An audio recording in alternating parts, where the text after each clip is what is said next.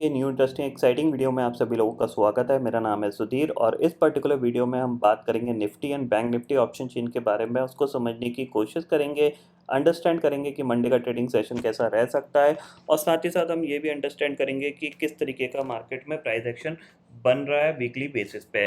तो उसको भी अंडरस्टैंड करेंगे यहाँ पे और देखते हैं कौन कौन से इंपॉर्टेंट लेवल्स हैं जो कि आगे आने वाले दिनों में निफ्टी और बैंक निफ्टी में एक इम्पॉर्टेंट रोल निभाएंगे। तो जल्दी से वीडियो को स्टार्ट करते हैं डाटा पे और समझेंगे यहाँ पे कि मंडे का ट्रेडिंग सेशन कैसा रह सकता है। अगर हम आज के ट्रेडिंग सेशन की बात करें तो मार्केट एट 11 का वीडियो काफ़ी लेट गया था बिकॉज यहाँ पे इंटरनेट इशू था। वीडियो मैंने बना तो लिया था मोबाइल डाटा से बट उसको अपलोड करने में प्रॉब्लम हो रही थी, फिर इंटरनेट आया तब जाके मैंने उसको अराउंड पौने 12 बजे के करीब अपलोड कर दिया था। बट तब तक मार्केट में कोई ज़्यादा एक्शन नहीं था। मार्केट एक कह सकते हैं स्लाइटली पॉजिटिव था और कंसोलिडेशन में मार्केट ट्रेड किया है। अब क्या हो सकता है इसको हम अंडरस्टैंड करने की कोशिश करेंगे, ठीक है। तो सबसे पहले हम चलते हैं ऑप्शन चेन डाटा पे और इसको एक बार रिफ्रेश करते हैं। यहाँ पे करेंटली अगर आप देखोगे तो जो ऑप्शन चेन डाटा इंडिकेशन दे रहा है उसमें 16,300 के ऊपर निफ्टी क्लोज हुआ है, ठीक है। तो 16,300 की जो कॉल है वहाँ पे करीब 39 लाख का ओपन इंटरेस्ट खड़ा हुआ है, पुट पे भी करीब 39 लाख का ओपन इंटरेस्ट खड़ा हुआ है। दोनों साइड बराबर ओपन इंटरेस्ट है। इंडिकेशन यही है कि मार्केट ऊपर थोड़ा सा और जा सकता है, फिर थोड़ा सा प्रॉफिट बुकिंग में आ सकता है। ऊपर बढ़ते हैं तो 16,400 की कॉल पे 28 लाख का ओपन इंटरेस्ट खड़ा हुआ है, पुट पे करीब 10 लाख का ओपन इंटरेस्ट दिख रहा है। इसका मतलब क्या है? इसका मतलब ये है कि थोड़ा सा कॉन्फिडेंस पुट राइटर्स का बढ़ा है और 16,400 पे पुट राइटिंग स्टार्ट हुई है। 16,500 की कॉल पे अगर आप देखोगे 33 लाख का ओपन इंटरेस्ट खड़ा हुआ है, पुट पे कोई भी ओपन इंटरेस्ट नहीं है, 4 लाख का ओपन इंटरेस्ट यहाँ पे खड़ा हुआ है। यानी 16,450 और 440 या 470 के लेवल ये बहुत इंपॉर्टेंट लेवल होंगे मार्केट के लिए, क्योंकि यहीं से कहीं ना कहीं से रिवर्सल आ सकता है या फिर प्रॉफिट बुकिंग आ सकती है मार्केट में। क्योंकि हमने ऑलरेडी अगर देखा जाए 2 ट्रेडिंग सेशन के अंदर से 15,900 से हम निफ्टी को 16,350 पे जाते हुए देख रहे हैं और अगर यहाँ से 100 पॉइंट और मूव करता है तो 16,450 हो जाएगा। तो 450 प्लस 550 पॉइंट निफ्टी के अंदर 2-3 ट्रेडिंग सेशन में चलने के बाद थोड़ी सी प्रॉफिट बुकिंग आ सकती है, ठीक है। इस चीज़ को आप क्लियरली दिमाग में ज़रूर रखिएगा। ऐसा नहीं है कि एग्रेसिवली यहाँ से मार्केट ऊपर की तरफ ही चला जाएगा। हाँ, ये हो सकता है कि एक बार प्रॉफिट बुकिंग आए ऊपर से 16,200 या 16,100 तक की, उसके बाद जब मार्केट पुल बैक दिखाएगा तब जाके हम एग्रेसिवली बाइंग के बारे में सोच सकते हैं, क्योंकि फिर चांसेस बनेंगे कि ये ऊपर की तरफ ब्रेकआउट दे सकता है। अभी इसको ऊपर के लेवल पे क्या करना है? कंसोलिडेशन करना बाकी है। जिस तरीके से बैंक निफ्टी ने पिछले 2-3 ट्रेडिंग सेशन कंटिन्यूसली 34,500 के आसपास कंसोलिडेशन किया था, वैसे यहाँ पे निफ्टी को भी अराउंड 16,400-500 के रेंज के आसपास कंसोलिडेशन करना चाहिए, ताकि एक स्ट्रॉन्ग ब्रेकआउट यहाँ पे हमें मिले। ऐसा ना हो कि फॉल्स ब्रेकआउट हमें यहाँ पे मिल जाए और फिर ऊपर जाके यहाँ पे बायर्स जो है वो ट्रैप हो जाए, ठीक है। इतना आपको यहाँ पे समझ में आ गया होगा। अब चलते हैं चार्ट पे और चार्ट को अंडरस्टैंड करते हैं कि चार्ट पे किस तरीके का माहौल बना हुआ है, प्राइस एक्शन क्या कह रहा है चार्ट पे, इसको हम समझते हैं। तो सबसे पहले निफ्टी का प्राइस एक्शन देखते हैं। तो देखो 5 मिनट का चार्ट यहाँ पे लगाता हूँ। निफ्टी के अंदर कोई प्राइस एक्शन नहीं था। अगर आप क्लियरली देखोगे तो एक पर्टिकुलर रेंज के अंदर ही ये कामकाज कर रहा था। थोड़ा बहुत इस रेंज से बाहर जाने की कोशिश करी इसने और फिर अराउंड 16,356 पे क्लोज हो गया, ठीक है। ये एक गैप था जो कि इसने ऑलमोस्ट 16,228 तक आया था।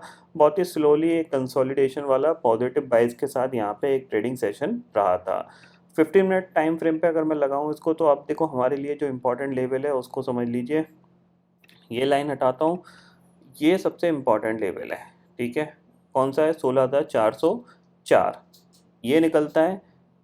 नेक्स्ट टारगेट आएगा 16,508 और 16,508 निकला तो सीधा सीधा आपका पास नेक्स्ट टारगेट है 16,650 का, ठीक है। यानी ये जो चैनल है जिसके अंदर ये निफ्टी अब जा रहा है, ठीक है ना, अब जिस चैनल के अंदर जा रहा है ये चैनल के अंदर निफ्टी का रिएक्शन कैसा रहेगा इसको हमें समझने की ज़रूरत है। अगर ये यहाँ पे टाइम गुजारता रहता है, एटलीस्ट 2-3 ट्रेडिंग सेशन इसको यहाँ पे ये थोड़ा सा ठहरता है और कंसोलिडेशन करता है, तो फिर इसके ब्रेकआउट देने के चांसेस बढ़ जाएंगे और एक अच्छा स्ट्रॉन्ग ब्रेकआउट हमें देखने को मिलेगा। अदरवाइज़ अगर ये वन वे में निकला तो वन वे में ही नीचे आ जाएगा, क्योंकि जाहिर सी बात है अभी कुछ चेंज नहीं हुआ है। ग्लोबल मार्केट सिर्फ स्लाइटली कह सकते हैं थोड़े से स्टेबल हुए हैं, नीचे से बाउंस बैक उनमें आ रहा है। लेकिन अब वो नियर टू रेजिस्टेंस दोबारा से पहुंच रहे हैं, तो वहां से दोबारा से प्रॉफिट बुकिंग देखने को या फिर सेलिंग देखने को मिल सकती है। ये चीज़ आप ज़रूर दिमाग में रखिएगा, जो कि मैं वीडियो के एंड में आपको समझाऊंगा।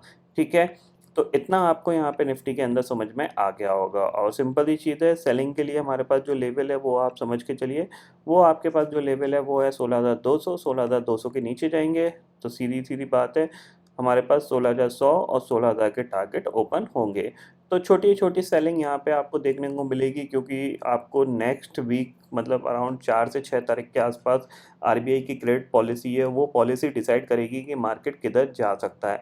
अगर कोई भी इंटरेस्ट रेट हाइक आता है तो ज़ाहिर-सी बात है मार्केट में थोड़ी बहुत प्रॉफिट बुकिंग या फिर सेलिंग देखने को मिल सकती है, और वो सेलिंग आपको दोबारा से 15,800 या फिर 15,700 तक निफ्टी को ले जा सकती है। ये चीज़ आप दिमाग में ज़रूर रखिएगा।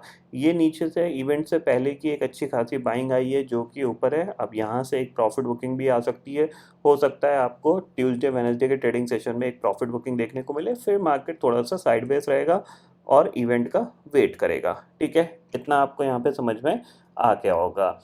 अब बात करते हैं बैंक निफ्टी की। तो बैंक निफ्टी को देखते हैं, तो बैंक निफ्टी में देखो सबसे इंपॉर्टेंट चीज़ ये ट्रेंड लाइन है। ठीक है ना, और इस ट्रेंड लाइन के आसपास अराउंड 36,700 के आसपास इस पे रेजिस्टेंस है। ये trend line last time break हुई थी, लेकिन अगले दिन तुरंत ही मार्केट बैंक निफ्टी नीचे आ गया था। क्योंकि ये ब्रेकआउट कब हुई थी, जाहिर सी बात है जब एचडीएफसी बैंक 10% चला था तब ये ब्रेकआउट इंडिकेशन हमें मिला था। बस नेक्स्ट डे से ही कंटिन्यूसली सेलिंग यहाँ पे रही, फिर साइडवेज गया, फिर हमने ब्रेकडाउन देखा था। सेम चीज़ अब ये दोबारा से इसके पास जा रहा है, तो अराउंड ये लेवल इसके लिए बहुत इंपॉर्टेंट है। ठीक है, इसको हम समझते हैं कि ये कौन सा लेवल है। तो 50 मिनट टाइम फ्रेम लगा हुआ है। अब देखो इसके लिए अब जो इम्पोर्टेंट लेवल है वो है आपका 35,700 और 800 का जोन। ठीक है ना, 35,700 800, जैसे ये यहाँ पे अटक रहा था ना, यहाँ पे आप देख रहे हो 34,800 पे अटक रहा था, अब ये 35,800 पे यहाँ पे अटकेगा। अब एक चीज़ समझ लो, अगर मंडे को ये गैप अप खुल जाता है और लेट अस सपोज सीधा सीधा 36,000 के आसपास खुल जाता है, ठीक है, तो वहाँ पे एक अच्छी खासी प्रॉफिट बुकिंग आ सकती है। तो वहाँ पे आपको एक सेल ज़रूर करना चाहिए with the strict stop loss of 50 point या 100 पॉइंट का स्टॉप लॉस लगा के आप एक बार सेल ज़रूर करिएगा। क्योंकि नीचे से काफ़ी अच्छा भागा है, और करीब करीब 1500-1600 पॉइंट 3 ट्रेडिंग सेशन में मिलने के बाद प्रॉफिट बुकिंग आने के चांसेस ज़्यादा रहेंगे। और प्लस ये रेजिस्टेंस एरिया है, ये 36,000, 36,200, 35,900, ये सारे रेजिस्टेंस एरिया हैं। यहाँ से एक प्रॉफिट बुकिंग आ सकती है, और कहाँ तक आ सकती है वो अराउंड हम एक्सपेक्ट कर सकते हैं 35,300 तक आ सकती है। यानी ऊपर से एक अच्छा खासा करेक्शन देखने को मिल सकता है। अगर ये गैप अप खुलता है, तो गैप अप मीन्स 36,000 के आसपास खुले या 36,000 के आसपास ट्रेड करे, तो वहाँ पे एक बार आप सेल करके काम कर सकते हो। ठीक है, इतना आपको समझ में आ गया होगा।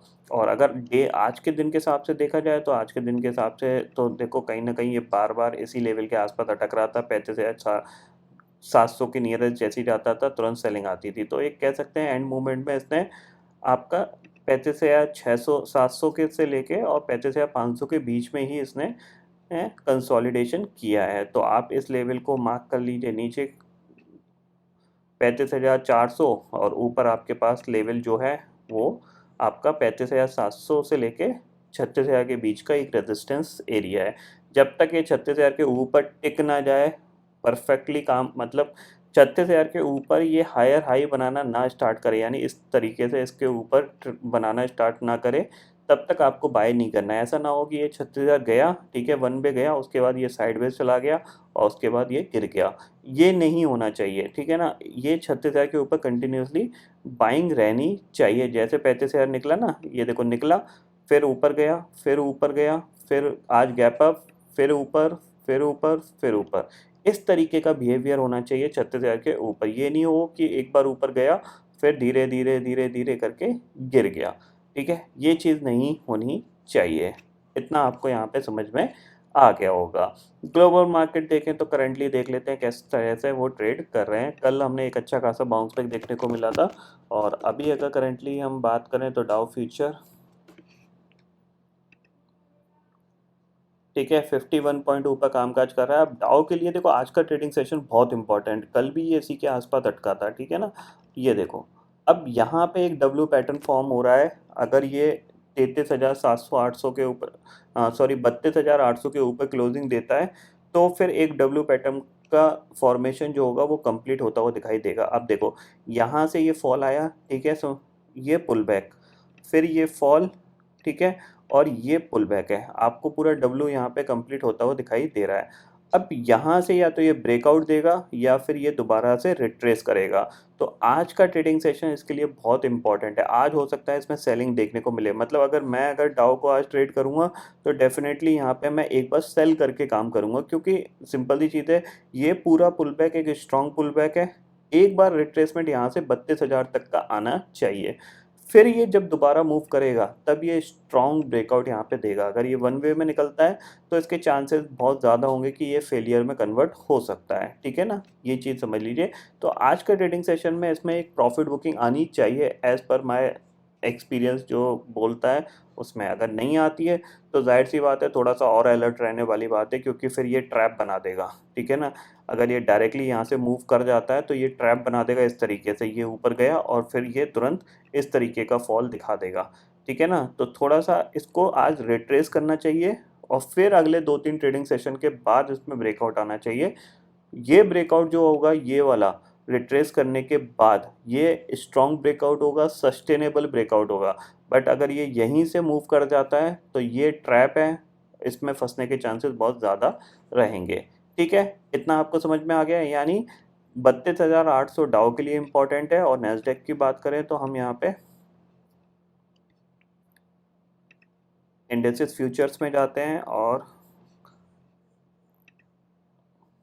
ठीक है, ये नैस्डैक है और इसके लिए देखा जाए तो इसने काफ़ी अच्छा ये कंसोलिडेशन और फिर ये ब्रेकआउट। अब इसके लिए जो इम्पोर्टेंट लेवल है तो इसका डब्ल्यू कैसा बन रहा है, ये फॉल हुआ, ये पुल बैक, फिर ये फॉल और फिर ये पूरा साइडवेज जाके अब ये डब्ल्यू बनाने की कोशिश कर रहा है। तो इसके लिए जो इम्पोर्टेंट है डब्ल्यू का लेवल वो है आपका 12,600 का।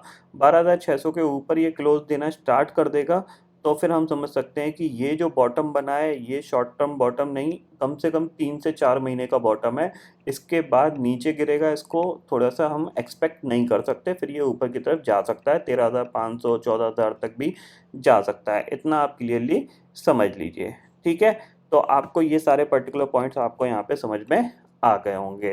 तो आई होप दोस्तों ये पर्टिकुलर डाटा आपको समझ में आ गया होगा। दोस्तों फिलहाल इस वीडियो में इतना ही है। आई होप ये वीडियो आपको पसंद आएगा। वीडियो पसंद आता है तो लाइक और शेयर जरूर करिएगा और चैनल को जरूर सब्सक्राइब कर लीजिए, क्योंकि मैं सुधीर लेके आता रहूँगा हर दिन आपके लिए नए नए वीडियो। इसी के साथ शुक्रिया दोस्तों, जय हिंद।